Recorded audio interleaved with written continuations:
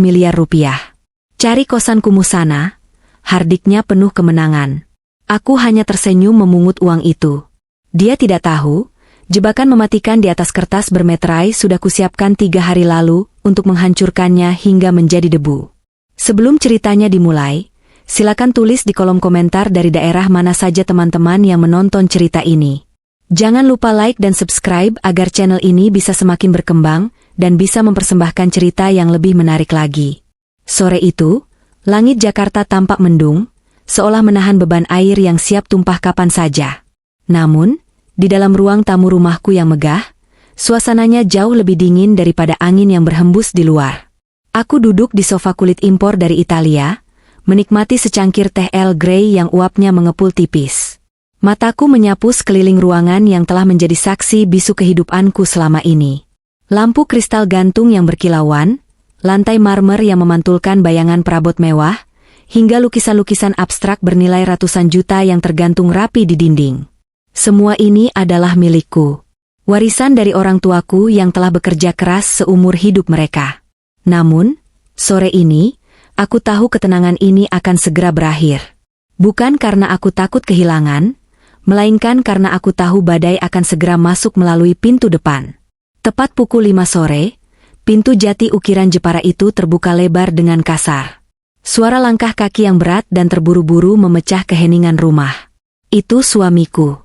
Dia berjalan masuk tanpa melepas sepatunya yang penuh debu jalanan, menginjak karpet sutra Persia yang baru saja dibersihkan tadi pagi. Wajahnya merah padam, bukan karena marah, tapi karena euforia yang tak bisa ia sembunyikan. Ada seringai lebar yang terpatri di bibirnya, sebuah senyuman arogan yang sudah lama tidak kulihat. Atau mungkin, baru kali ini ia tunjukkan seterang-terangnya. Di tangannya, ia memegang sebuah amplop coklat tebal. Tanpa basa-basi, tanpa ucapan salam, ia melemparkan amplop itu tepat ke atas meja kaca di hadapanku. Suara hempasannya cukup keras, hingga membuat cangkir tehku bergetar.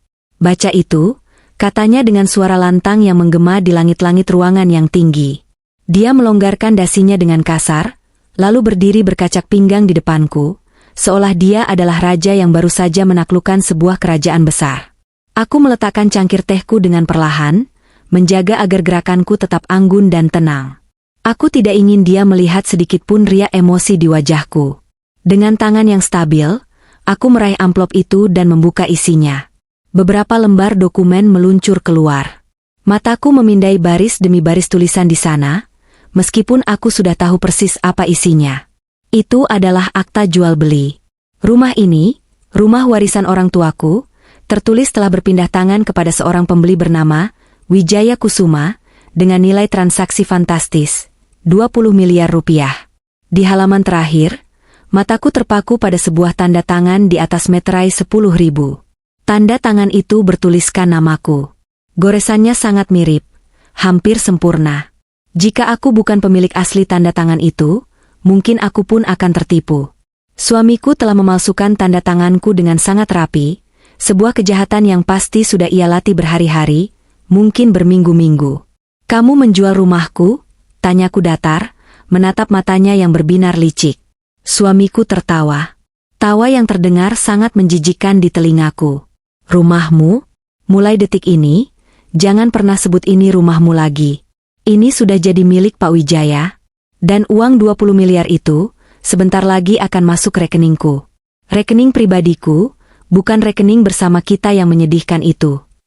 Aku menatapnya lurus. Lelaki yang dulu berjanji di depan penghulu untuk menjagaku, kini berdiri di sana seperti serigala yang baru saja berhasil mencuri domba. Kamu memalsukan tanda tanganku. Kamu tahu ini kriminal? Siapa yang peduli? Potongnya cepat. Dia melangkah maju, mencondongkan tubuhnya ke arahku dengan tatapan merendahkan. Kamu pikir siapa yang akan percaya padamu? Istri yang hanya diam di rumah, tidak punya koneksi, tidak punya kuasa. Aku sudah mengatur semuanya. Notarisnya temanku, saksinya orang-orangku. Kamu tidak punya celah untuk melawan. Di mata hukum, kamu sudah setuju menjual rumah ini demi melunasi hutang bisnis keluarga yang aku karang ceritanya. Dia menegakkan tubuhnya kembali, lalu merogoh saku celana bahannya. Dia mengeluarkan segepok uang. Bukan uang pecahan 100.000 yang merah menyala, melainkan pecahan 20 ribuan yang lusuh. Dia menghitungnya sekilas, lalu dengan gerakan menghina, dia melempar uang-uang itu ke arah wajahku. Lembaran-lembaran uang kertas itu beterbangan, menampar pipiku dengan lembut namun menyengat harga diri, lalu berserakan di pangkuan dan lantai di sekitar kakiku. 1 juta rupiah, katanya sambil menyeringai puas. Itu bagianmu. Cukup adil, kan? Sisanya adalah kompensasi atas kesabaranku mengurus istri tidak berguna sepertimu selama 5 tahun ini. Aku terdiam, membiarkan uang-uang itu berserakan. Hatiku bergemuruh, tapi bukan karena sedih. Ada api yang membakar di dadaku, tapi itu bukan api keputusasaan. Itu adalah api kemarahan yang terkontrol, bahan bakar yang kubutuhkan untuk memainkan peran ini sampai akhir. Ambil uang itu, perintahnya lagi, kali ini sambil menunjuk ke arah pintu keluar. Kasihi dirimu sendiri. Pergilah cari kosan kumuh di pinggiran kota. Di ganggang sempit yang bau got, di mana orang-orang sepertimu seharusnya tinggal. Rumah ini milik pemilik baru besok pagi. Aku tidak mau melihat wajahmu lagi di sini saat Pak Wijaya datang untuk serah terima kunci. Kata-katanya begitu tajam, dirancang khusus untuk melukai dan menghancurkan mentalku. Dia ingin melihatku menangis. Dia ingin melihatku bersujud di kakinya, memohon agar tidak diusir, memohon belas kasihan agar tetap diizinkan tinggal di pojok gudang sekalipun. Itu yang dia harapkan. Itu yang akan memuaskan egonya yang setinggi langit. Tapi aku tidak memberinya kepuasan itu. Perlahan, aku menunduk. Tanganku memungut 1 lembar uang 20 ribuan yang jatuh tepat di atas sepatu hak tinggiku. Aku mengamati gambar pahlawan di uang itu, lalu mengangkat wajahku menatapnya. Bibirku melengkung membentuk senyuman tipis. Bukan senyum sedih, bukan senyum takut. Itu adalah senyum geli. Kenapa kamu senyum? Suamiku mengerutkan kening, tampak bingung dan sedikit terganggu dengan reaksiku yang di luar skenarionya. Kamu gila? Atau saking soknya kamu jadi sinting? Aku berdiri, membersihkan rokku dari debu imajiner. Terima kasih atas pesangonnya, Mas, ucapku dengan nada yang sangat tenang, bahkan terdengar riang. 1 juta rupiah ya? Lumayan untuk ongkos taksi dan beli makan malam. Aku membungkuk sedikit, memunguti sisa uang yang berserakan dengan gerakan santai, seolah aku sedang memungut bunga yang jatuh di taman, bukan uang penghinaan dari suami yang mengkhianatiku. Aku memasukkan uang itu ke dalam tas tanganku, lalu menatapnya lagi. Kamu benar, kataku sambil melangkah mendekatinya. Dia mundur selangkah, waspada. Mungkin aku memang harus belajar hidup susah. Mungkin rumah ini terlalu nyaman buatku sampai aku lupa siapa sebenarnya orang yang tidur di sebelahku selama ini. Suamiku mendengus, berusaha mengembalikan dominasinya. Bagus kalau sadar. Cepat pergi sebelum aku panggil satpam komplek untuk menyeretmu keluar seperti kucing kurap. Aku mengangguk patuh. Tanpa membawa koper besar, tanpa membawa perhiasan, aku hanya membawa tas tangan yang sudah kusiapkan sejak pagi. Di dalamnya hanya ada ponsel, dompet, dan 1 kunci kecil yang dia tidak tahu fungsinya. Selamat menikmati kemenanganmu, Mas, bisikku saat melewatinya menuju pintu utama. Nikmati setiap detiknya. Karena kemenangan yang dibangun di atas kecurangan biasanya rapuh. Pergi kau, teriaknya, melemparkan bantal sofa ke arah punggungku. Aku tidak menoleh. Aku terus berjalan keluar, menuruni tangga teras yang megah itu untuk terakhir kalinya dalam status sebagai korban. Angin sore menerpa wajahku. Langit yang mendung akhirnya meneteskan gerimis. Aku membuka payung lipat dari tasku. Saat gerbang otomatis tertutup di belakangku, memisahkan aku dari istana yang kini dikuasai oleh pengkhianat itu, aku menghela napas panjang. Bukan napas lega karena bebas, tapi napas panjang seorang prajurit yang baru saja memasuki medan perang yang sesungguhnya. Dia pikir dia sudah menang karena berhasil mengusirku.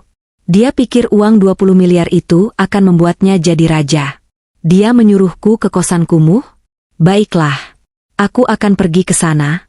Aku akan memainkan peran istri terbuang ini dengan sempurna. Karena semakin tinggi dia terbang dengan sayap kebohongan itu, semakin hancur tulangnya saat nanti aku hempaskan ke tanah. Aku berjalan menuju jalan raya, melambaikan tangan pada taksi yang lewat. Sopir taksi itu menatapku bingung, melihat wanita berpakaian rapi keluar dari rumah mewah, tapi menyetop taksi biasa di tengah gerimis. "Kemana, Bu?" tanyanya saat aku masuk. "Ke daerah pinggiran kota." Jawabku menyebutkan sebuah nama daerah yang terkenal padat, kumuh, dan rawan banjir. "Cari kosan paling murah di sana." Sopir itu menatapku lewat spion, tapi aku hanya tersenyum menatap jalanan yang basah. Permainan baru saja dimulai, suamiku. Dan kali ini, akulah yang memegang dadunya.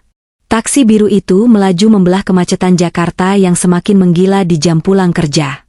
Semakin jauh kami meninggalkan kawasan elit Menteng, pemandangan di luar jendela berubah drastis. Gedung-gedung pencakar langit yang berkilau perlahan berganti menjadi ruko-ruko kusam, lalu berubah lagi menjadi deretan rumah semi permanen yang berdesakan seperti semut berebut gula. Jalanan mulai menyempit. Aspal mulus kini berganti dengan jalan berlubang yang digenangi air hujan berwarna coklat pekat. Bau selokan yang menyengat mulai menyusup masuk ke dalam kabin taksi, meski jendelanya tertutup rapat. Sopir taksi yang membawaku tampak gelisah, berkali-kali ia melirik arahku lewat spion tengah, mungkin memastikan apakah aku tidak salah menyebut alamat. "Bu, maaf, yakin mau turun di sini? Ini daerahnya agak rawan, Bu." "Mobil juga nggak bisa masuk lebih dalam lagi," ujar sopir itu dengan nada ragu saat kami tiba di mulut sebuah gang sempit yang hanya cukup dilewati 2 motor berpapasan. "Yakin, Pak? Berhenti di sini saja," jawabku mantap. Aku menyerahkan selembar uang 50.000, salah satu dari lembaran uang yang dilempar suamiku tadi. "Kembaliannya ambil saja." Aku turun dari taksi.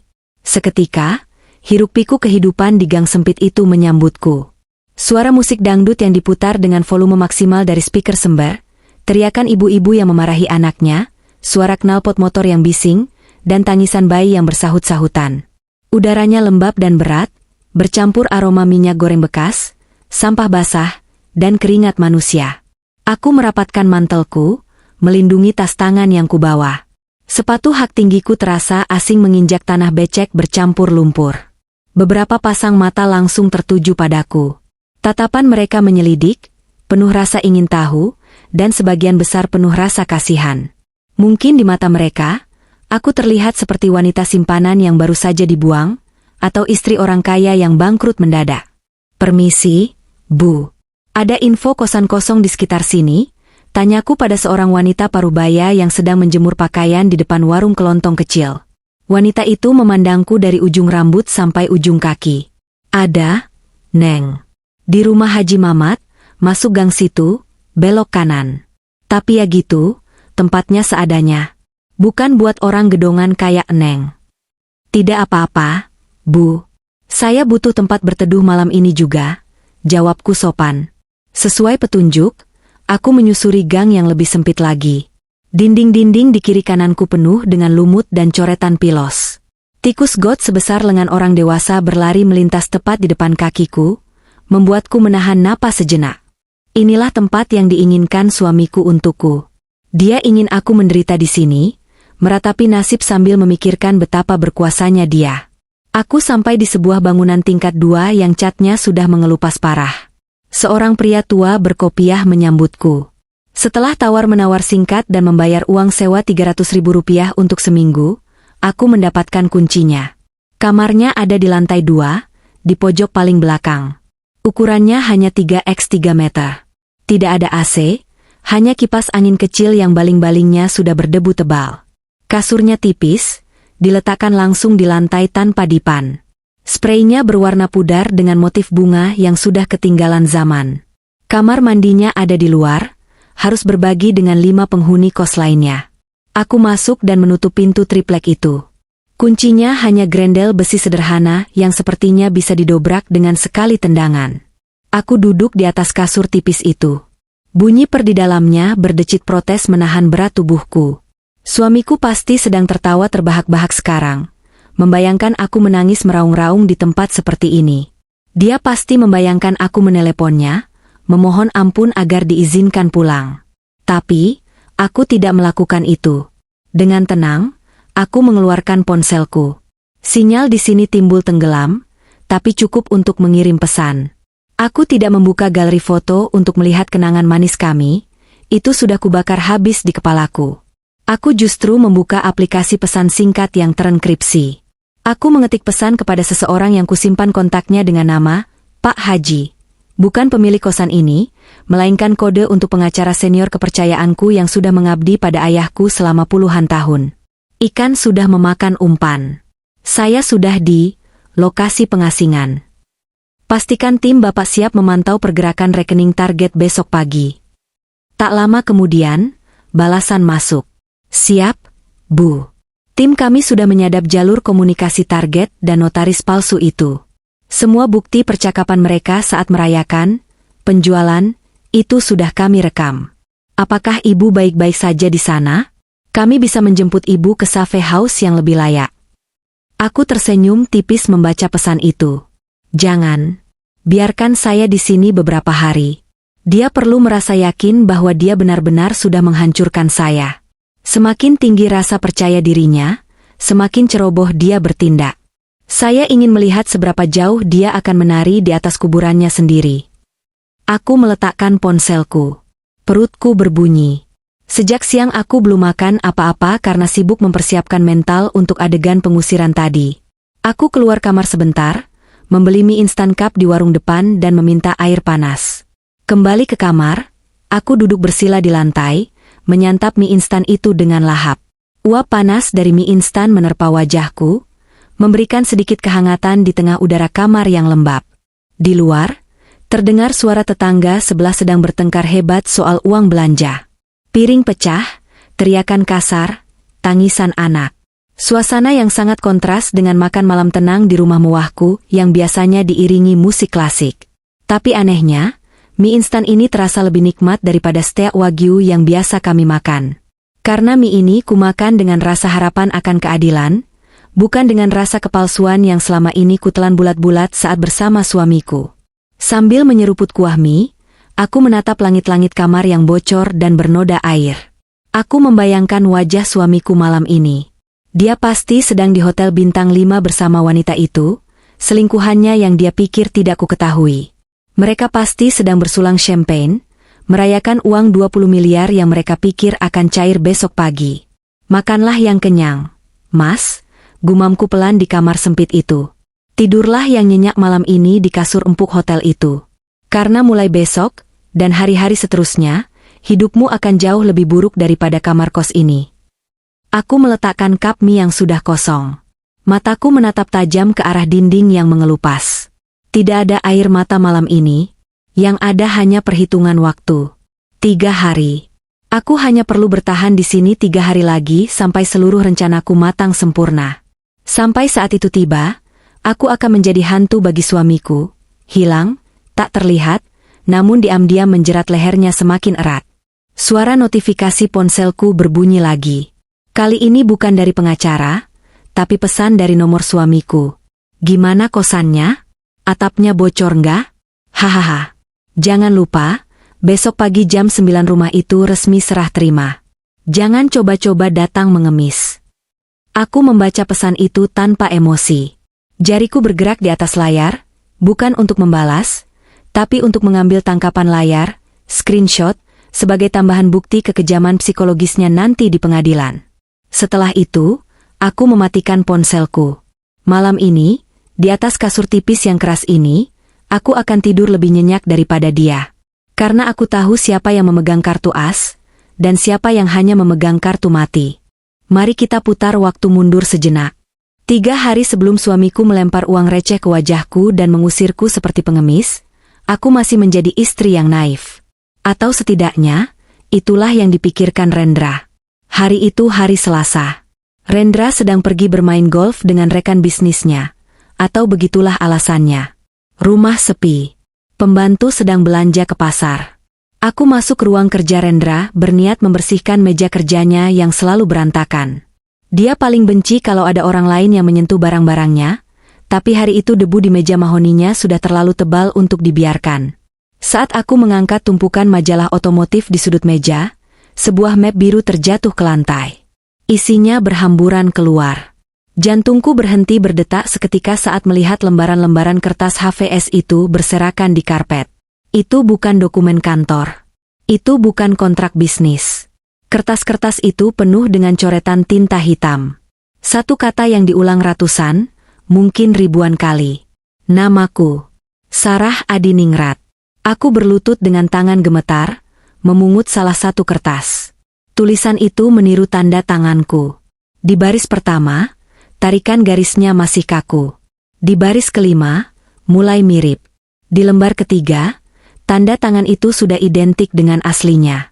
Sempurna. Mengerikan. Untuk apa suamiku berlatih memalsukan tanda tanganku dengan begitu obsesif? Rasa penasaran bercampur takut mendorongku untuk memeriksa laci mejanya yang terkunci. Rendra ceroboh, dia selalu menyimpan kunci cadangan di dalam vas bunga kering di atas lemari buku. Aku menemukannya dengan mudah. Klik. Laci terbuka. Di dalamnya, aku menemukan draft akta jual beli, AJB, rumah ini. Tanggalnya dikosongkan, tapi nominalnya sudah tertera, 20 miliar rupiah. Nama pembelinya masih kosong. Dan di sebelah draft itu, tergeletak sebuah ponsel bekas yang tidak pernah kulihat sebelumnya. Ponsel itu mati, tapi naluriku mengatakan di sanalah semua jawaban tersimpan. Aku mencharge ponsel itu dengan tangan dingin. Begitu menyala, tidak ada kata sandi. Rendra terlalu sombong, dia pikir aku wanita bodoh yang gagap teknologi. Aku membuka aplikasi pesan hijau itu. Dan di sanalah, duniaku runtuh, sekaligus terbentuk kembali menjadi sesuatu yang lebih keras dan tajam. Ada ratusan pesan dari kontak bernama My Angel. Mas, jadikan jual rumah si Sarah? Aku udah gak sabar kita pindah ke Eropa. Perutku udah mulai kelihatan nih kalau gak cepet-cepet pergi, tulis wanita itu. Balasan Rendra membuat darahku mendidih sampai ke ubun-ubun. Sabar sayang. Tanda tangannya udah 99% mirip. Minggu ini aku cari pembeli yang mau bayar cash keras.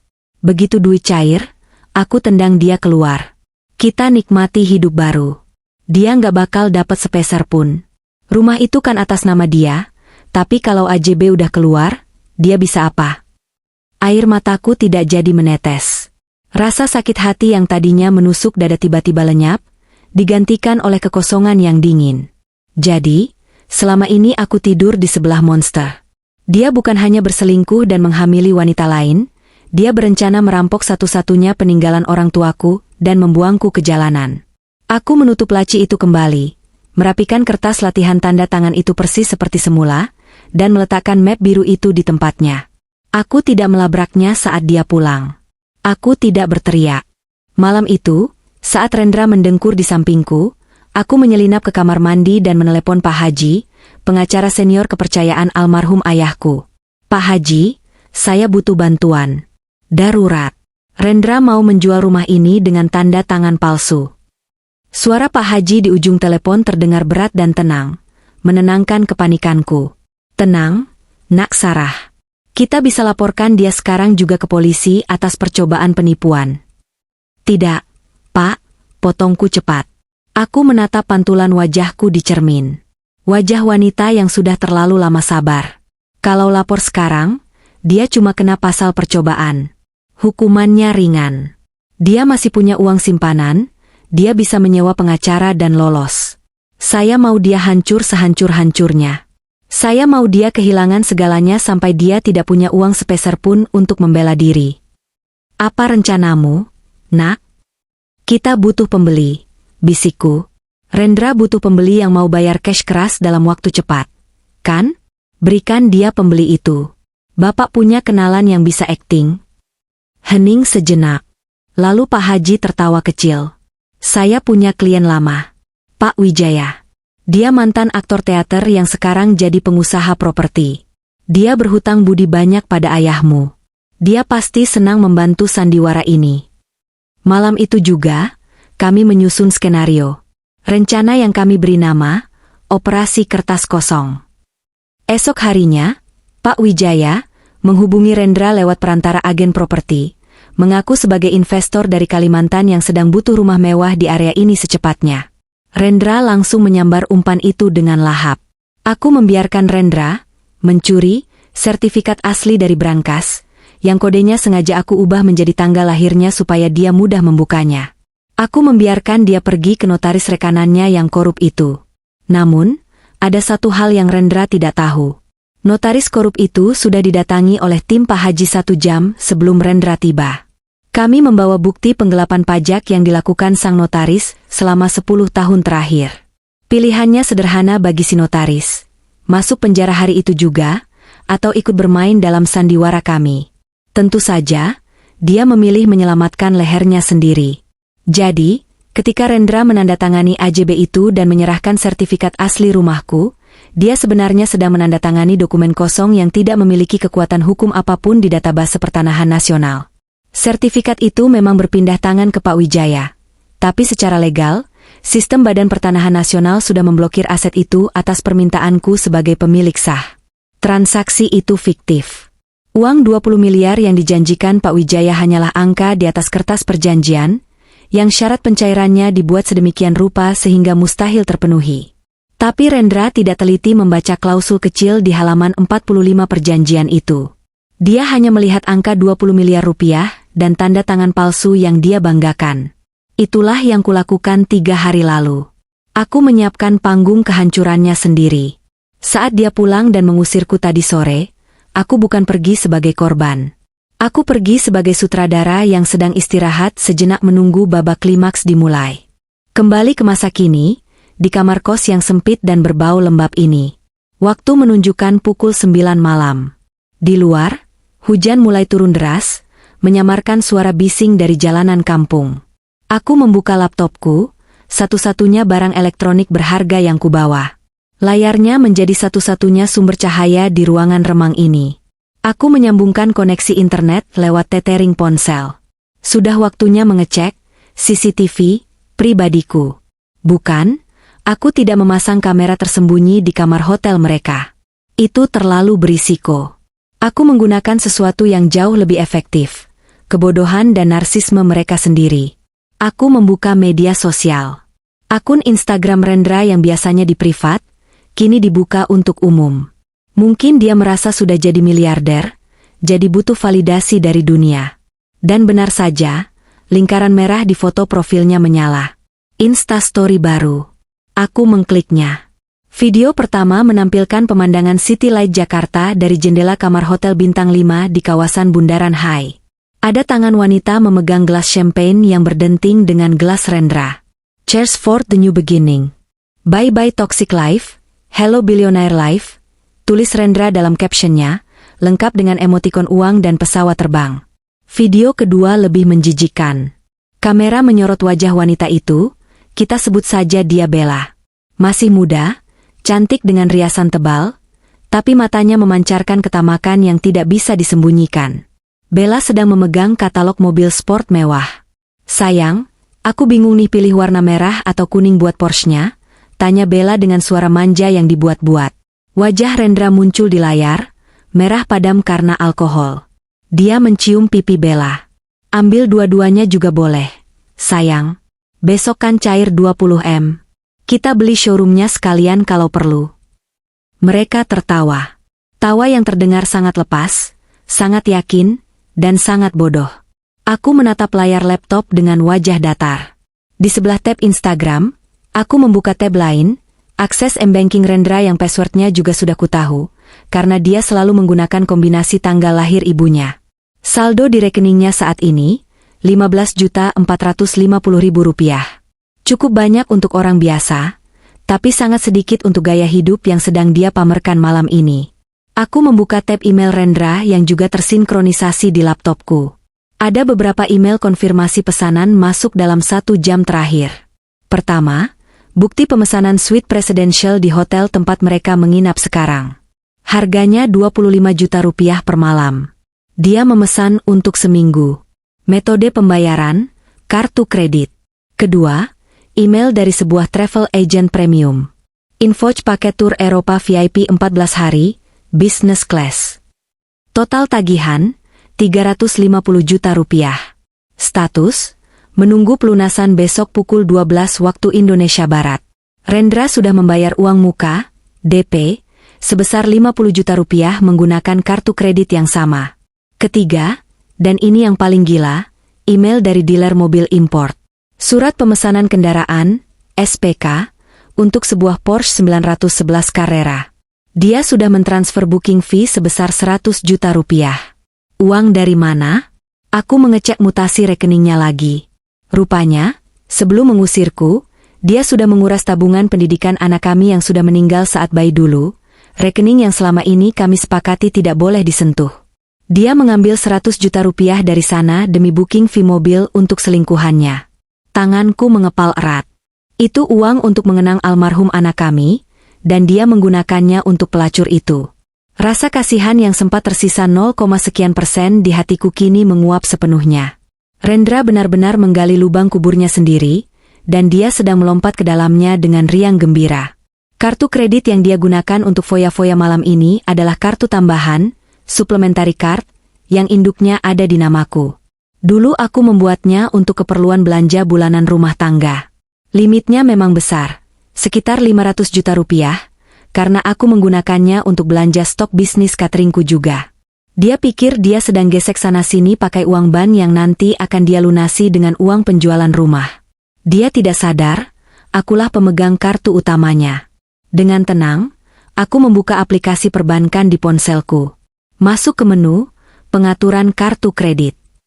Pilih kartu tambahan atas nama Rendra Prasetya. Ada tombol merah bertuliskan, blokir sementara, atau turunkan limit. Aku tersenyum miring. Memblokirnya sekarang terlalu cepat. Dia akan sadar ada yang salah. Aku ingin dia merasa malu di saat yang paling krusial. Jadi, aku tidak memblokirnya malam ini. Biarkan dia menikmati champagne itu. Biarkan dia tidur nyenyak di Spres Sutra Hotel. Tapi, aku melakukan satu hal kecil. Aku melaporkan transaksi mencurigakan ke pihak bank lewat fitur chat priority. Halo, saya mendeteksi transaksi tidak wajar di kartu tambahan saya. Mohon untuk transaksi di atas 1 juta rupiah mulai besok pagi pukul 8 WIB otomatis ditolak, declinet, demi keamanan, sampai saya melakukan verifikasi ulang lewat telepon. Baik, Ibu Sarah. Permintaan diproses. Sistem akan memblokir transaksi besar mulai besok pagi. Selesai. Tepat saat aku menutup aplikasi bank, sebuah pesan WhatsApp masuk dari Rendra. Rupanya dia sedang jeda dari pesta poranya. Wanita tak berguna. Gimana rasanya tidur ditemani nyamuk? Jangan lupa mimpiin aku yang lagi tidur di hotel bintang 5 ya. Oh iya, besok jangan coba-coba datang ke rumah buat ambil barang sisa. Semua bajumu udah aku suruh pembantu bakar di halaman belakang. Kamu nggak butuh baju bagus di tempat sampah. Aku membaca pesan itu sambil mendengarkan suara tetangga kosan yang sedang batuk-batuk parah di balik dinding triplek. Aku membalasnya dengan singkat, terima kasih infonya, Mas. Semoga tidurmu nyenyak. Jangan lupa berdoa, siapa tahu itu doa terakhirmu sebagai orang kaya. Di layar, terlihat statusnya typing lalu berhenti. Mungkin dia bingung dengan ketenanganku. Atau mungkin Bella sudah memanggilnya kembali ke tempat tidur. Aku menutup laptop. Mataku menatap langit-langit kamar yang penuh noda jamur. Besok adalah hari besar. Besok adalah hari di mana Pak Wijaya dijadwalkan mentransfer sisa pembayaran 19,5 miliar rupiah. Besok adalah hari di mana Rendra akan pergi ke bank dengan sombong, lalu keluar dengan wajah pucat pasi. Dan aku akan ada di sana. Bukan secara fisik, tapi mataku akan ada di mana-mana. Pak Haji sudah menempatkan orang di bank tempat Rendra akan mencairkan dananya. Aku merebahkan diri di kasur tipis yang keras. Punggungku sakit, tapi hatiku puas. Selamat menikmati malam terakhirmu di puncak dunia, suamiku. Karena gravitasi akan menarikmu jatuh dengan kecepatan mematikan besok pagi. Matahari pagi menyelinap masuk melalui celah ventilasi kamar kosku yang berdebu. Punggungku terasa kaku karena tidur di atas kasur tipis yang pernya menonjol. Namun anehnya, semangatku membara lebih terang daripada saat aku bangun di ranjang king size seharga ratusan juta. Hari ini adalah hari eksekusi. Bukan eksekusi mati, melainkan eksekusi mental bagi seorang pria serakah bernama Rendra. Aku menyeduh kopi sachet murah dengan air panas dari dispenser bersama di lorong kos. Sambil menyesap cairan hitam manis itu, aku membuka ponselku. Sebuah pesan masuk dari salah satu staf Pak Haji yang menyamar menjadi nasabah di bank tempat Rendra biasa bertransaksi. Target sudah masuk lobi bank. Pakaian necis, jas Armani, tapi matanya merah. Sepertinya kurang tidur atau mabuk semalam. Dia langsung menuju meja customer service prioritas dengan gaya angkuh. Aku tersenyum, membayangkan adegan itu di kepalaku. Di seberang sana, di sebuah gedung bank megah di pusat Jakarta, Rendra pasti sedang duduk dengan kaki disilangkan, menatap petugas bank dengan tatapan merendahkan. Dia pasti berpikir, cepatlah, aku orang kaya baru. Waktuku adalah uang. Jam menunjukkan pukul 9.15 waktu Indonesia Barat. Sesuai skenario, Pak Wijaya, pembeli fiktif kami, seharusnya mentransfer uang pelunasan sebesar 19,5 miliar rupiah tepat pukul 9 waktu Indonesia Barat. Rendra, dengan ketidaksabarannya yang legendaris, pasti langsung mengecek saldo detik itu juga. Ponselku bergetar lagi. Kali ini sebuah rekaman suara dikirimkan oleh staf Pak Haji. Aku memasang earphone untuk mendengarkannya dengan jelas. Suara Rendra terdengar lantang dan kasar, memecah ketenangan suasana bank. Mbak, cek lagi dong. Jangan main-main ya. Harusnya ada dana masuk 20 miliar pagi ini. 20 miliar? Bukan 20.000. Masak sistem bank sebesar ini lelet? Lalu terdengar suara petugas CS yang lembut namun gemetar. Mohon maaf, Bapak Rendra. Kami sudah melakukan refresh mutasi rekening Bapak 3 kali. Memang belum ada dana masuk RTGS maupun clearing dari rekening atas nama Bapak Wijaya Kusuma. Saldo Bapak masih sama seperti kemarin. Mustahil. Suara gebrakan meja terdengar. Telepon kepala cabangmu. Pembelinya bilang sudah transfer. Ini pasti sistem kalian yang error. Aku tertawa kecil di kamar kosku yang sempit. Error? Tidak, sayang. Sistemnya bekerja dengan sempurna. Uang itu tidak pernah ada. Transaksi itu hantu. Rendra pasti sekarang sedang panik. Dia pasti merogoh saku jas mahalnya, mengambil ponsel keluaran terbaru yang ia kredit, dan mencoba menghubungi Pak Wijaya. Aku bisa membayangkan wajahnya saat mendengar operator seluler berkata dengan nada datar, nomor yang Anda tuju sedang tidak aktif atau berada di luar jangkauan. Rendra akan mencoba lagi. Sekali, 2 kali, 10 kali. Keringat dingin mulai merembes di keningnya. Dia akan beralih menelepon notaris, teman sekongkolnya itu. Tapi, notaris itu sudah kami amankan. Ponselnya sudah dimatikan, dan dia sedang menikmati liburan mendadak keluar pulau yang kami fasilitasi sebagai imbalan atas kerjasamanya menjebak Rendra. Kepanikan Rendra belum mencapai puncaknya. Tunggu sebentar lagi. Tepat pukul 10 pagi, serangan kedua dimulai. Ini adalah bagian favoritku. Ponsel Rendra mulai berdering. Bukan dari pembeli rumah, tapi dari dealer mobil mewah. Selamat pagi, Pak Rendra. Saya dari showroom Porsche. Maaf mengganggu, kami hanya ingin mengonfirmasi pelunasan untuk unit 911 Carrera-nya. Sesuai kesepakatan, pelunasan harus masuk sebelum jam 10 pagi ini agar unit bisa kami kirim sore nanti. Jika tidak, booking fee 100 juta hangus dan unit akan kami lepas ke antrean berikutnya. Rendra pasti tergagap. Tunggu sebentar. Ada kendala teknis di bank. Beri saya waktu 1 jam lagi. Uangnya ada. Tenang saja. Dia menutup telepon dengan tangan gemetar. Belum sempat dia bernapas, telepon lain masuk. Dari agen travel perjalanan Eropa. Pak Rendra, tiket pesawat first class dan hotel di Paris harus di-switch sekarang juga karena ini high season. Kartu kredit Bapak yang dipakai untuk deposit kemarin limitnya kurang untuk pelunasan total 300 juta. Bisa transfer tunai sekarang? Rendra terpojok. Dia berada di tengah lobi bank, dikelilingi orang-orang yang menatapnya aneh karena berteriak-teriak sendiri. Dia butuh uang. Dia butuh kepastian. Tapi yang dia dapatkan hanya jalan buntu. Dan inilah pukulan terakhir untuk pagi ini. Bella, selingkuhannya, menelepon. Suaranya tidak lagi manja, tapi panik dan marah. Mas, kamu di mana? Ini resepsionis hotel nahan aku di lobi.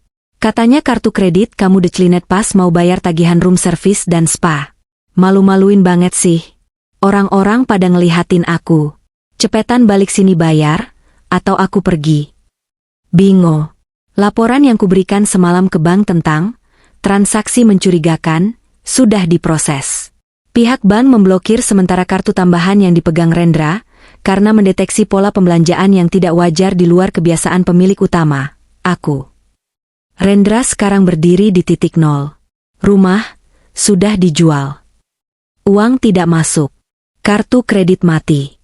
Uang tunai di dompetnya mungkin tinggal sisa-sisa pesta semalam. Mobil mewahnya belum lunas. Liburannya terancam batal. Dan selingkuhannya sedang dipermalukan di depan umum. Aku membayangkan dia berlari keluar dari bank dengan napas memburu, dasinya miring, rambutnya acak-acakan. Dia pasti merasa dunia sedang berkonspirasi melawannya. Dia tidak sadar, konspirasi itu hanya terdiri dari satu orang wanita yang sedang duduk bersila makan gorengan di sebuah kamar kos sempit. Dia tidak punya pilihan lain. Dia harus kembali ke markas. Dia harus kembali ke rumah mewah itu untuk menenangkan diri, mencari dokumen, atau setidaknya bersembunyi dari tagihan. Dia pikir rumah itu masih tempat perlindungannya. Ah, Rendra, kamu lupa apa yang kamu katakan padaku kemarin? Rumah ini milik pemilik baru besok pagi. Ucapan adalah doa, Mas. Dan doamu terkabul dengan cara yang paling mengerikan. Rendra memacu mobil sedan lamanya, satu-satunya aset yang belum sempat ia jual, membelah jalanan menteng dengan kecepatan setan. Aku memantau pergerakannya lewat GPS mobil yang terhubung ke ponselku. Titik merah di peta bergerak cepat menuju alamat rumah kami. Maaf, ralat. Rumahku. Jantungku berdebar kencang, bukan karena takut, tapi karena antusiasme. Ini adalah momen konfrontasi visual pertama. Aku tidak berada di sana secara fisik, tapi aku punya mata di sana. CCTV di gerbang depan dan teras rumah sudah kusetel agar bisa diakses real-time dari laptopku. Di layar laptop yang buram, aku melihat mobil Rendra berhenti mendadak di depan gerbang hitam yang menjulang tinggi. Ban mobilnya berdecit menyakitkan telinga, meninggalkan jejak hitam di aspal. Rendra keluar dari mobil. Penampilannya kacau balau. Jas mahalnya kusut. Kancing kemejanya terbuka dua di bagian atas, dan wajahnya basah oleh keringat. Dia berlari menuju gerbang kecil di samping pagar utama. Dia merogoh saku, mengeluarkan kunci rumah yang selama ini dia pegang dengan bangga. Dia memasukkan kunci itu ke lubang gembok. Dia memutarnya. Dia mencoba lagi, memutar ke kiri, ke kanan, mengguncang-guncangnya dengan kasar. Tetap tidak bisa. Sialan, teriaknya. Suaranya tertangkap jelas oleh mikrofon CCTV. Dia menendang gerbang besi itu dengan frustrasi. Tentu saja kunci itu tidak akan bekerja. 3 jam setelah dia mengusirku kemarin, aku menyuruh orang kepercayaan Pak Haji untuk mengganti semua silinder kunci di rumah itu. Kunci yang dipegang Rendra sekarang hanyalah sepotong logam tidak berguna. Rendra mundur beberapa langkah, menatap rumah itu dengan bingung. Lalu, matanya tertuju pada sesuatu yang baru terpasang di dinding pilar pagar. Sebuah papan nama berbahan akrilik emas yang terlihat resmi dan mahal. Yayasan Amal Sarah Adiningrat Rumah Singgahan Pusat Pelatihan Wanita Mandiri Badan Hukum No, AHU 0056XXX. Mulut Rendra ternganga. Dia membaca tulisan itu berulang-ulang, seolah mencoba mengeja bahasa asing yang tidak ia pahami. Wajahnya yang merah karena marah perlahan berubah menjadi pucat pasi. Apa-apaan ini? Desisnya. Dia kembali menggedor gerbang dengan brutal. Buka. Buka. Siapa yang pasang papan gila ini? Pintu pos satpam terbuka. Pak Ujang, satpam setia yang sudah bekerja untuk keluargaku sejak aku SD, keluar dengan seragam lengkap dan tongkat pentungan di pinggang. Wajah Pak Ujang yang biasanya ramah dan sering dibentak-bentak Rendra, kini terlihat tegas dan dingin. Ada apa ribut-ribut? Pak, tanya Pak Ujang dari balik jeruji pagar. Dia tidak membuka gerbang. Ujang, buka gerbangnya. Kamu buta ya? Ini saya, tuan rumah, bentak Rendra, urat lehernya menonjol. Pak Ujang menggeleng pelan, ekspresinya datar. Maaf, Pak Rendra. Bapak bukan tuan rumah di sini lagi.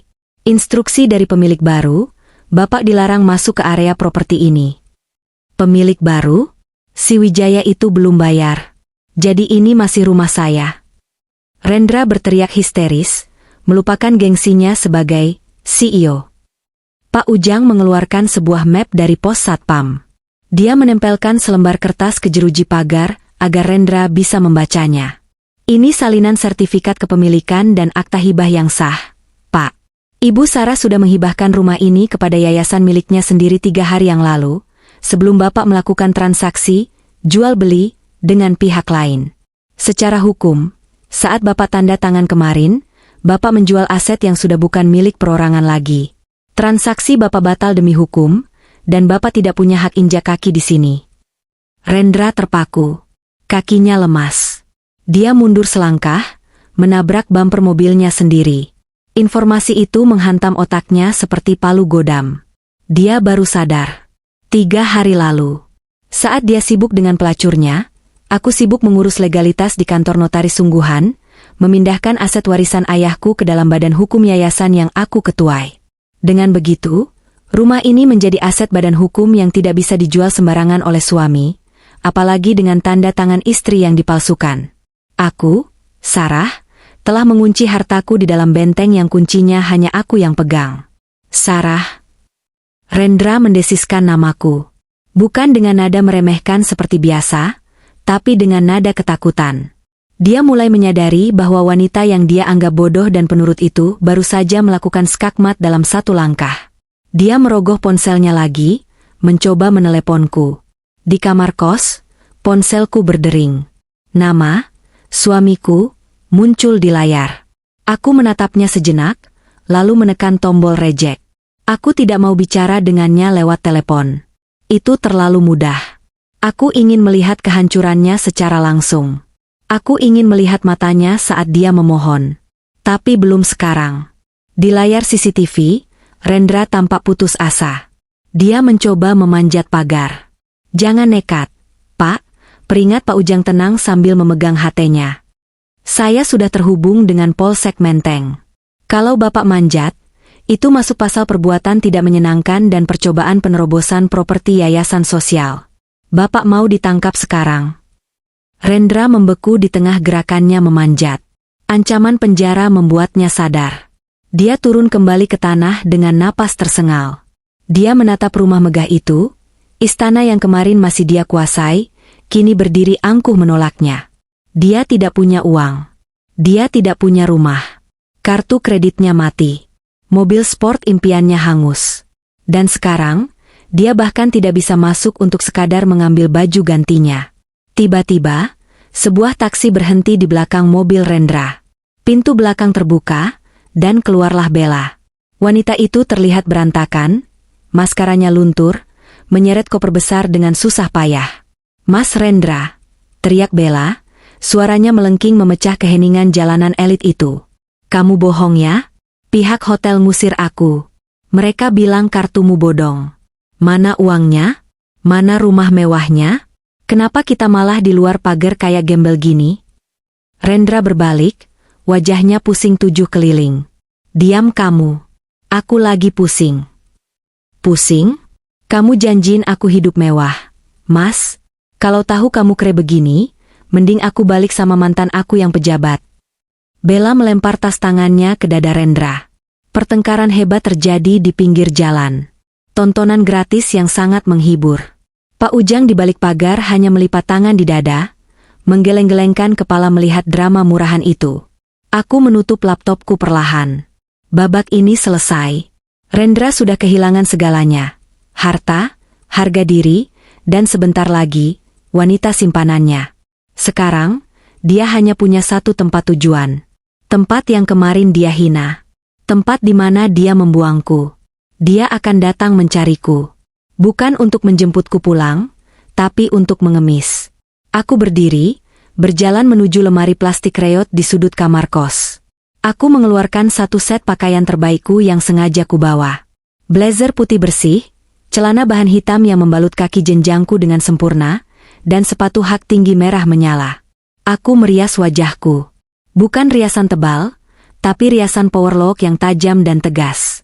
Saatnya Rendra melihat siapa sebenarnya, sampah yang dia buang. Jika dia pikir dia bisa datang ke kosan ini dan memarahiku, dia salah besar. Dia akan datang ke sini untuk menyadari bahwa dia telah masuk ke kandang singa. Matahari sore mulai tergelincir turun di ufuk barat, namun panasnya masih terasa menyengat di kawasan pinggiran Jakarta ini.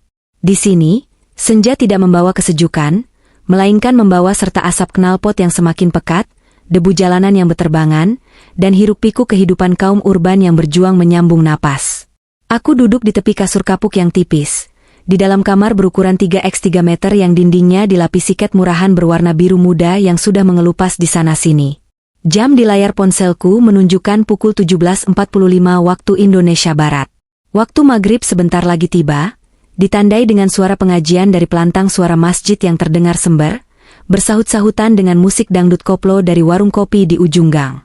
Udara di dalam kamar ini terasa lembab dan berat, seolah oksigen pun enggan mampir berlama-lama. Namun, anehnya, aku tidak merasa gerah. Hatiku sedingin es. Pikiranku jernih, setenang permukaan danau sebelum badai menerjang. Aku telah menunggu momen ini seharian penuh. Sejak aku melihat titik merah di GPS ponselku bergerak menjauh dari rumah mewahku di Menteng dan mengarah ke wilayah kumuh ini, aku tahu naskah dramaku memasuki babak puncak. Aku berdiri, berjalan menuju cermin retak yang tergantung miring di dinding. Bayangan wanita di cermin itu bukanlah Sarah yang lemah. Bukan Sarah yang menangis diam-diam di kamar mandi karena suaminya pulang larut malam dengan aroma parfum wanita lain. Wanita di cermin itu mengenakan blazer putih berpotongan tegas, celana bahan hitam yang membalut kaki jenjang, dan sepatu hak tinggi merah menyala. Sebuah kontras yang menyakitkan mata jika dibandingkan dengan lantai semen kasar di bawah kakiku. Riasan wajahku flawless, dengan lipstik merah matte yang melambangkan keberanian dan dominasi. Aku bukan korban yang bersembunyi di lubang tikus. Aku adalah pemburu yang sedang menunggu mangsanya masuk ke dalam perangkap. Weh, minggir lo semua. Suara bentakan kasar terdengar dari luar, membelah kebisingan gang. Suara itu begitu familiar. Suara yang selama 5 tahun terakhir selalu berhasil membuat jantungku berdegup. Dulu karena cinta, belakangan karena takut, dan hari ini karena kebencian yang murni. Mas, kalau jalan lihat-lihat dong. Ayam saya keinjek. Terdengar suara tetangga depan protes, diikuti suara benda jatuh. Bodoh amat sama ayam lo. Di mana kamar nomor 7? Jawab atau gue obrak-abrik tempat ini. Rendra berteriak seperti orang kesurupan. Aku tersenyum tipis. Dia sudah kehilangan kendali sepenuhnya. Arogansi priai yang selalu ia banggakan runtuh ketika saat dihadapkan pada kepanikan finansial. Tikus yang terpojok memang akan menggigit sembarangan. Langkah kaki berat terdengar menghentak lorong sempit di depan kamarku. Suara napas yang memburu terdengar semakin dekat, seperti banteng yang terluka parah namun masih memaksakan diri untuk menyeruduk. Brak, brak, brak. Pintu triplek kamarku digedor dengan brutal. Getarannya merambat hingga ke dinding, menjatuhkan debu-debu kapur dari langit-langit. Sarah, keluar kamu. Aku tahu kamu di dalam. Jangan sembunyi, wanita licik. Teriakannya menggema, membuat hening suasana kos-kosan seketika. Aku tidak langsung bergerak. Aku membiarkan dia menggedor sekali lagi. Aku ingin dia merasakan betapa tidak berdayanya dia di hadapan pintu triplek murahan ini. Aku ingin dia merasakan frustrasi yang memuncak hingga ke ubun-ubun. Buka. Atau aku dobrak pintu sialan ini. Ancamnya lagi, suaranya parau. Dengan gerakan lambat dan penuh perhitungan, aku melangkah mendekati pintu. Tanganku terulur, memutar kunci grendel besi yang sudah karatan. Bunyi, klik, kecil terdengar, namun di telinga Rendra, itu pasti terdengar seperti suara lonceng pengadilan. Aku membuka pintu perlahan. Rendra berdiri di sana, memenuhi ambang pintu dengan postur tubuhnya yang kacau balau. Pemandangan di depanku ini sungguh patut diabadikan. Rendra, pria yang kemarin melempar uang receh ke wajahku dengan setelan jas Armani yang licin, kini tampak seperti gelandangan elit. Kemeja putih mahalnya sudah keluar dari celana, kusut masai dan bernoda tanah. Mungkin dia sempat jatuh atau bersandar di tembok kotor. 2 kancing teratasnya lepas, memperlihatkan dadanya yang naik turun menahan amarah. Wajahnya merah padam, dibanjiri keringat yang membuat rambut klimisnya lepek dan menempel di dahi. Matanya merah, sorot matanya liar, campuran antara kemarahan yang meledak-ledak dan ketakutan yang mencekam. Bau alkohol basi bercampur keringat asam menguar dari tubuhnya, menusuk hidungku. Bau kegagalan. Di belakang punggungnya, puluhan pasang mata tetangga mengintip. Ibu-ibu berdaster, bapak-bapak bersarung, hingga anak-anak kecil dengan mulut belepotan es krim, semuanya menonton. Bagi mereka, ini adalah hiburan sore yang lebih menarik daripada sinetron televisi. Masuk, perintahku singkat, suaraku datar namun tajam. Rendra tertegun sejenak melihat penampilanku. Mungkin dia berharap menemukan istri yang sedang menangis meraung-raung di pojok kamar, mengenakan daster lusuh, dan memohon ampun.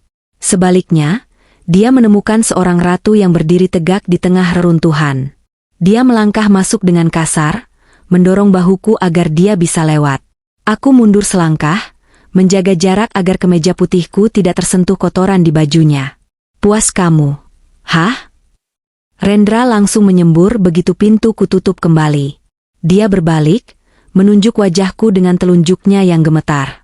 Puas kamu mempermainkan suamimu sendiri? Apa-apaan papa nama yayasan itu? Apa maksudnya kamu memblokir kartu kreditku?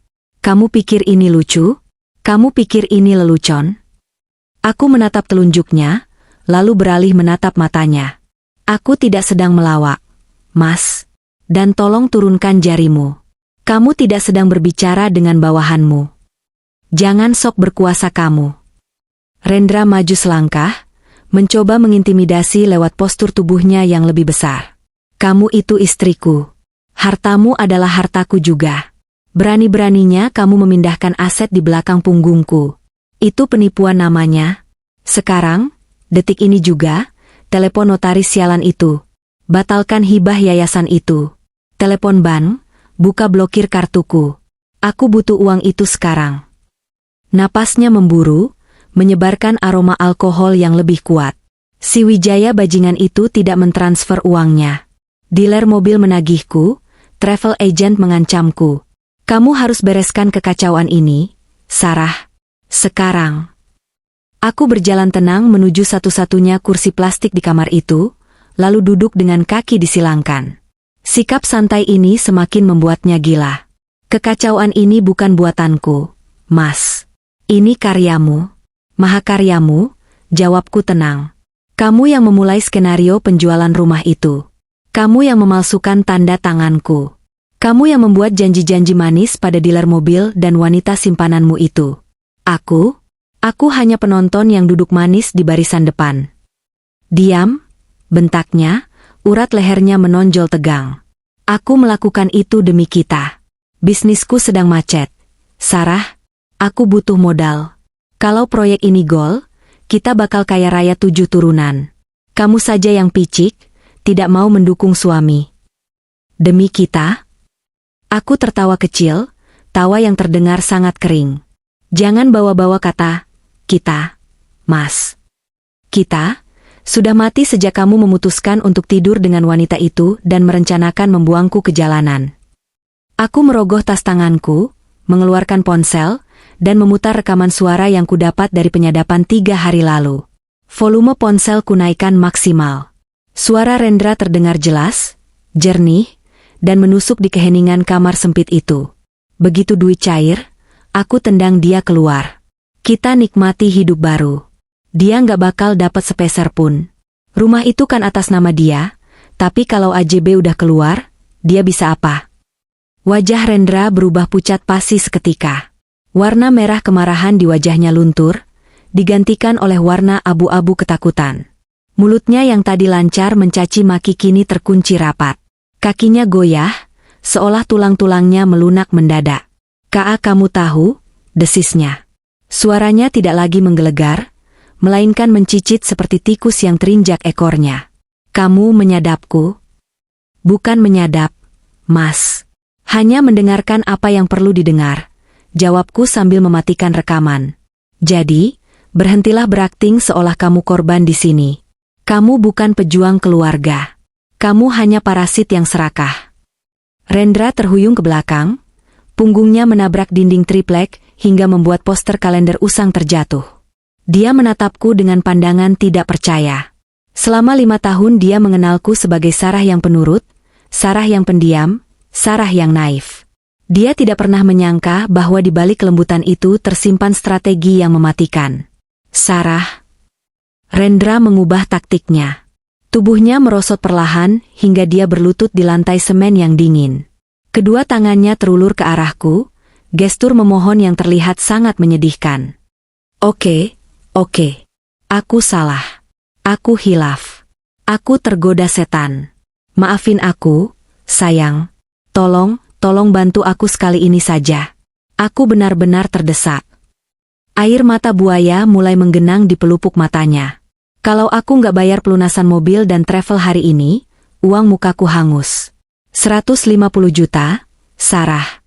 Itu uang tabungan pendidikan anak kita yang sudah meninggal. Aku janji akan ganti. Tolong buka blokir kartumu sebentar saja. Habis itu kita bicara baik-baik. Kita mulai dari nol lagi. Mendengar dia menyebut anak kita, membuat darahku mendidih. Rasa mual menjalar dari perut ke tenggorokan. Berani-beraninya dia menggunakan memori almarhum anak kami sebagai senjata untuk menyelamatkan dirinya sendiri. Aku berdiri perlahan, suara hak sepatuku beradu keras dengan lantai. Aku berjalan mendekatinya, menunduk menatap wajahnya yang kini berada di bawah kakiku. Kamu menyebut anak kita? Bisikku tajam. Kamu memakai uang tabungan yang kita kumpulkan untuk biaya pengobatannya dulu, uang yang kita sisihkan dengan air mata, hanya untuk membayar uang muka mobil Porsche demi melacur. Aku. Rendra tergagap, tidak bisa membela diri. Dengar baik-baik, Rendra, suaraku bergetar menahan amarah yang meluap. Kemarin, di rumah itu, kamu melempar uang 1 juta ke wajahku. Kamu bilang, pergilah ke tempat kumuh, tempat sampah sepertimu seharusnya tinggal. Kamu ingat itu? Rendra mengangguk kaku, keringat dingin mengucur deras di pelipisnya. Aku menunjuk ke sekeliling ruangan yang sempit dan pengap itu. Kamu mengirimku ke sini karena kamu pikir aku sampah. Kamu pikir setelah dibuang, aku akan membusuk, menangis, dan hancur. Kamu pikir tanpa kamu, aku bukan siapa-siapa. Aku berjongkok di hadapannya, mensejajarkan wajahku dengan wajahnya agar dia bisa melihat api di mataku. Tapi kamu lupa satu hal tentang aku, Mas. Aku bukan sampah organik yang bisa membusuk. Aku mungkin sampah di matamu, tapi sampah pun tahu caranya mendaur ulang dirinya sendiri menjadi sesuatu yang baru, yang lebih kuat. Sementara kamu... Aku menepuk pipinya pelan, sebuah tepukan yang menghina. Kamu baru saja membuang berlian demi memungut batu kerikil. Dan sekarang, kamu menangis meraung-raung karena batu kerikil itu tidak bisa bersinar saat dunia gelap. Sarah, tolong. Rendra menangis sungguhan sekarang. Bukan karena menyesal, tapi karena ketakutan yang nyata akan masa depannya. Jangan lakukan ini padaku. Aku suamimu. Imam. Kamu berdosa melawan suami. Imam. Aku berdiri tegak kembali, memandang jijik padanya. Seorang imam melindungi, bukan mencuri. Seorang imam memuliakan, bukan menghina. Kamu sudah kehilangan hak atas gelar itu sejak kamu memalsukan tanda tanganku. Aku berjalan menuju tasku, mengambil amplop coklat tebal. Amplop yang sama persis dengan yang dia gunakan kemarin. Aku melemparkannya ke pangkuan Rendra. Buka, perintahku. Dengan tangan gemetar hebat, Rendra membuka amplop itu. Matanya membelalak saat melihat isinya. Bukan uang, melainkan setumpuk dokumen hukum. Surat panggilan kepolisian, bacanya dengan suara bergetar. Tersangka, pemalsuan dokumen, penggelapan aset, percobaan penipuan terencana. Kertas itu jatuh dari tangannya. Dia menatapku horor. Kamu melaporkan aku? Sudah sejak 3 hari yang lalu, jawabku dingin. Hasil analisis forensik tulisan tanganmu sudah keluar pagi ini. Identik 100%. Kesaksian notaris palsumu juga sudah direkam. Pak Wijaya, pembeli fiktif yang kamu banggakan itu, sebenarnya adalah klien lama pengacaraku. Semua ini jebakan, Rendra. Dan kamu masuk ke dalamnya dengan sukarela, sambil tertawa-tawa. Rendra meraung. Sebuah teriakan putus asa yang menyayat hati. Tidak, Aa. Kamu iblis. Wanita ular. Kau menjebakku. Dia mencoba bangkit, naluri binatang buasnya muncul. Tangannya mengepal, siap menerjangku. Matanya gelap oleh amarah. Jika dia hancur, dia ingin memastikan aku juga hancur bersamanya. Mati kau, teriaknya sambil melompat ke arahku. Namun, sebelum tangannya sempat menyentuh ujung blazerku, suara sirine yang meraung-raung memecah udara sore itu. Cahaya biru dan merah berkedip-kedip, memantul di dinding-dinding gang yang sempit, masuk melalui celah ventilasi kamar, mengubah ruangan itu menjadi diskotik mimpi buruk. Rendra membeku di udara. Gerakannya terhenti. Suara langkah kaki tegap terdengar mendekat. Bukan satu orang, tapi banyak. Suara HT polisi yang khas terdengar berisik. Sektor 1 aman. Target terkonfirmasi di kamar nomor 7. Rendra menoleh ke arah jendela. Wajahnya bukan lagi pucat, tapi seputih kertas. Dia sadar, dia tidak sedang berhadapan dengan istri yang marah. Dia sedang berhadapan dengan hukum. Selamat menikmati rumah barumu, Mas, bisikku pelan, tepat di telinganya. Ukurannya mungkin sama sempitnya dengan kamar ini. Bedanya, di sana kamu tidak perlu bayar sewa. Makan gratis, tidur gratis, dan punya banyak waktu untuk merenungi betapa bodohnya kamu membuang berlian. Rendra mundur, kakinya lemas, dan dia kembali terduduk di lantai. Kali ini, dia tidak bangun lagi. Dia tahu, permainan sudah berakhir. Dan dia kalah telak. Suasana di gang sempit itu berubah menjadi kacau balau, namun kekacauan yang terkontrol. Raungan sirine mobil patroli yang berhenti tepat di mulut gang, membuat seluruh penghuni kos-kosan dan warga sekitar berhamburan keluar. Mereka berdesak-desakan ingin melihat siapa penjahat kelas kakap yang sedang digerebek. Cahaya lampu rotator membelah keremangan senja, menciptakan bayangan-bayangan panjang yang menari di dinding lembab lorong kosan. 2 orang petugas kepolisian berseragam lengkap, berbadan tegap dengan rompi anti peluru bertuliskan, "Polisi," masuk ke dalam area kosan. Mereka harus menunduk sedikit untuk melewati pintu masuk yang rendah. Di belakang mereka, berjalan seorang pria parubaya dengan setelan batik rapi dan kacamata berbingkai emas. Itu Pak Haji, pengacara senior kepercayaan almarhum ayahku, yang wajahnya tampak tenang namun memancarkan aura otoritas yang kuat. Aku masih berdiri tegak di tengah kamar, sementara Rendra terduduk lemas di sudut ruangan seperti onggokan sampah. Saat melihat polisi masuk ke dalam kamar, sisa-sisa keberanian Rendra menguap tak berbekas. Namun, naluri penyangkalannya masih bekerja. Pak polisi, tolong saya." Rendra tiba-tiba berteriak histeris, menunjuk-nunjuk ke arahku. Wanita ini gila. Dia mau membunuh saya. Dia menjebak saya. Saya korban KDRT psikis. Pak, tangkap dia. Salah satu petugas polisi itu, yang memiliki nama tag Hartono di dadanya, menatap Rendra tanpa ekspresi. Dia tidak tergubris sedikitpun oleh drama murahan itu. Dengan gerakan efisien, dia mengeluarkan sepasang borgol perak dari sabuknya. "Saudara Rendra Prasetya," ucap petugas itu dengan suara bariton yang berat dan tegas.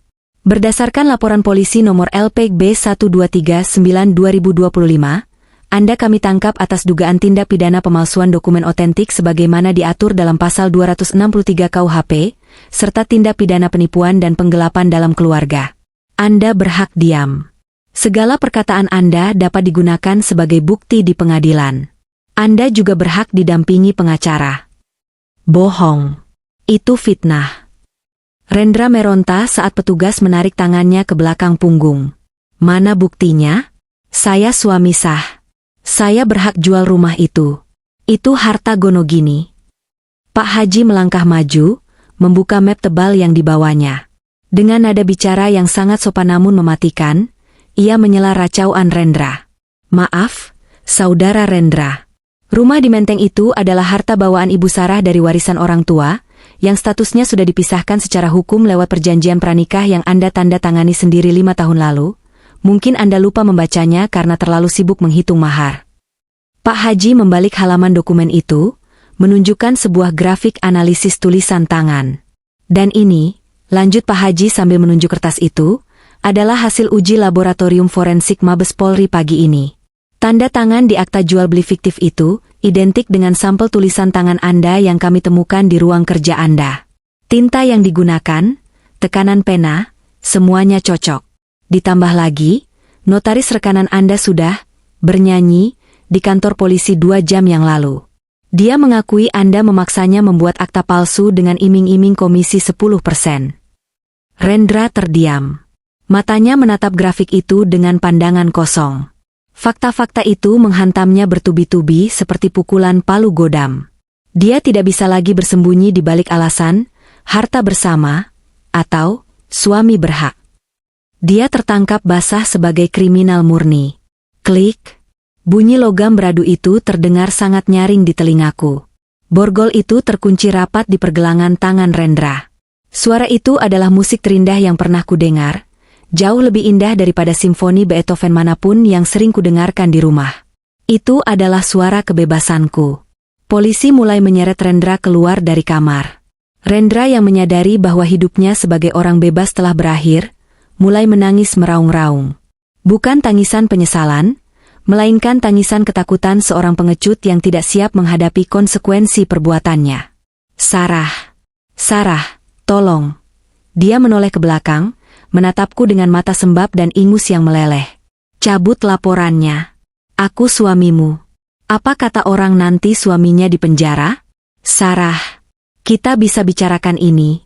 Aku akan cium kakimu. Sarah. Aku tidak menjawab.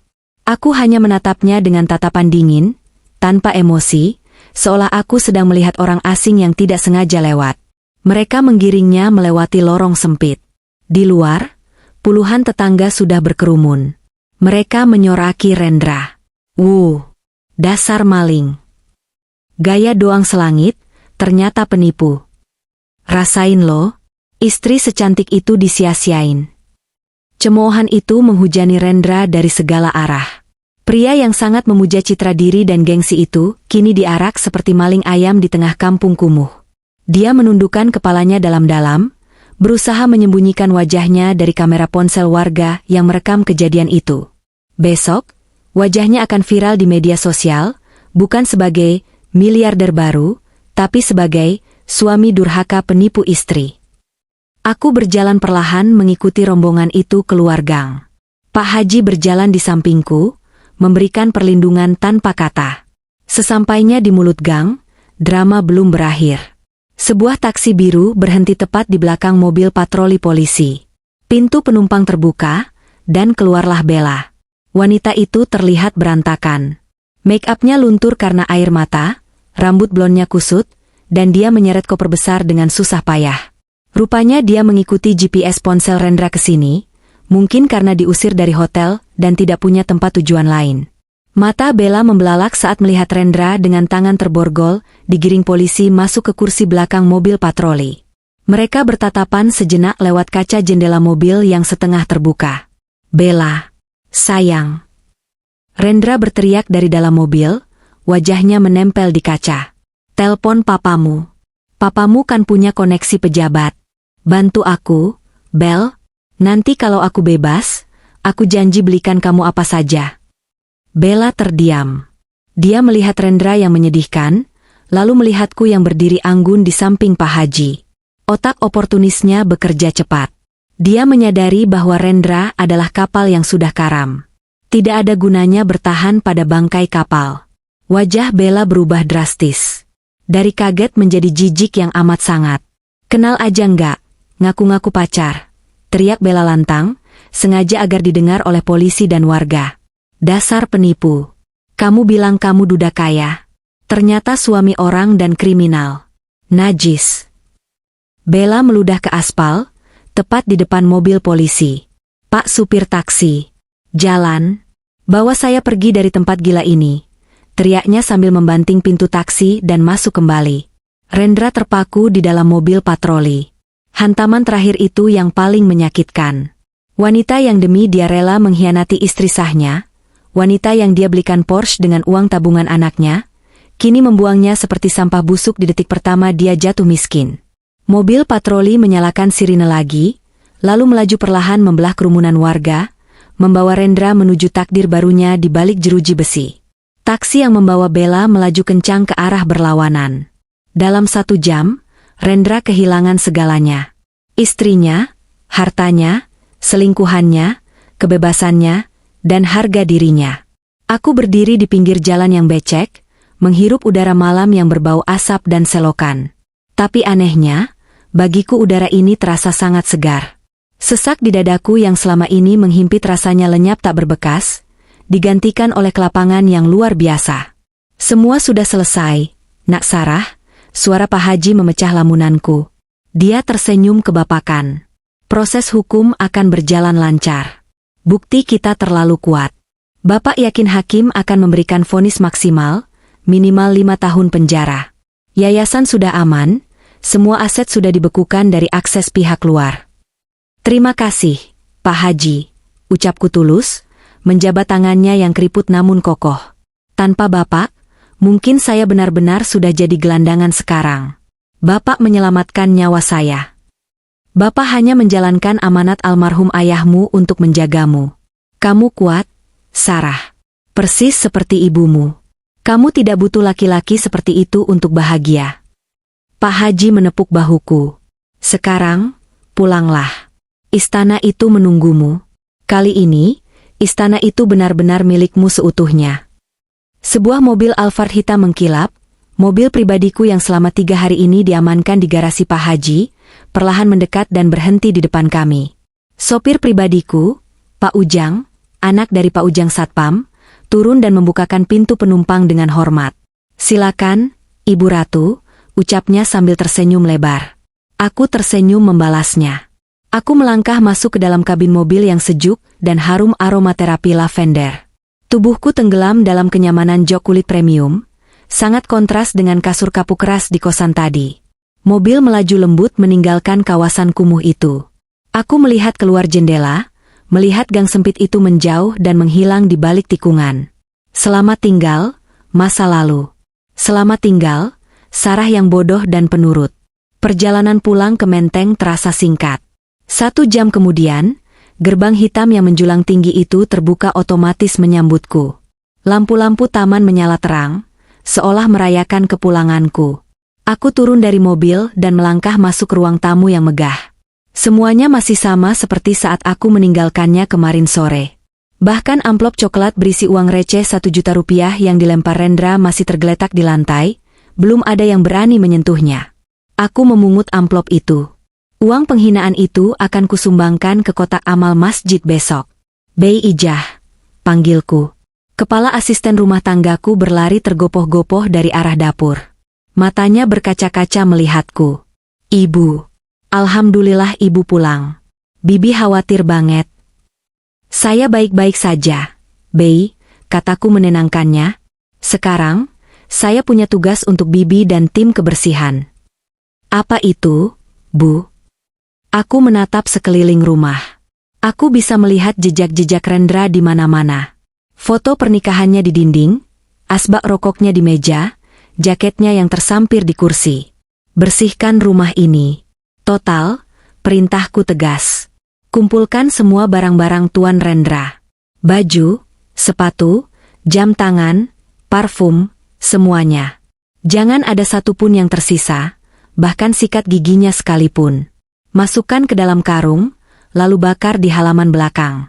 Saya tidak mau melihat jejak sekecil apapun dari dia di rumah ini. Bei Ijah mengangguk mantap, seolah dia sudah menunggu perintah ini selama bertahun-tahun. Siap, Bu. Laksanakan. Kamar Tuan mau diapakan? Aku tersenyum. Bongkar. Panggil kontraktor besok pagi. Saya mau kamar itu direnovasi total. Jebol temboknya, satukan dengan kamar utama. Jadikan walk-in closet yang besar untuk koleksi tas dan sepatuku. Aku butuh ruang yang lebih luas untuk bernapas, dan ruang yang lebih luas untuk mencintai diriku sendiri. Malam itu, setelah semua keributan mereda, aku duduk di sofa yang sama tempat aku diusir kemarin. Di tanganku ada secangkir teh Earl Grey hangat. Rumah ini sunyi. Tidak ada suara TV yang menyiarkan pertandingan bola. Tidak ada bau asap rokok. Tidak ada omelan Rendra yang mengeluh soal makanan. Kesunyian ini berbeda. Dulu, kesunyian di rumah ini terasa mencekam dan dingin karena diisi oleh ketidakpedulian. Tapi malam ini, kesunyian ini terasa damai. Ini adalah kesunyian yang menenangkan. Kesunyian milik seorang pemenang yang telah merebut kembali kerajaannya. Aku menyesap tehku, merasakan kehangatan menjalar ke seluruh tubuh. Rendra pernah berkata bahwa aku sampah. Dia salah. Aku adalah daur ulang yang sempurna. Aku telah membakar masa laluku yang menyakitkan, dan dari abunya, aku bangkit menjadi wanita yang tidak bisa lagi disakiti. Besok pagi, matahari akan terbit seperti biasa. Tapi bagiku, sinarnya akan berbeda. Karena mulai besok, hidupku adalah milikku sendiri. Bebas, kaya raya, dan tanpa parasit. Aku meletakkan cangkir tehku, bersandar di sofa, dan memejamkan mata. Untuk pertama kalinya dalam 5 tahun, aku bisa tidur tanpa rasa cemas.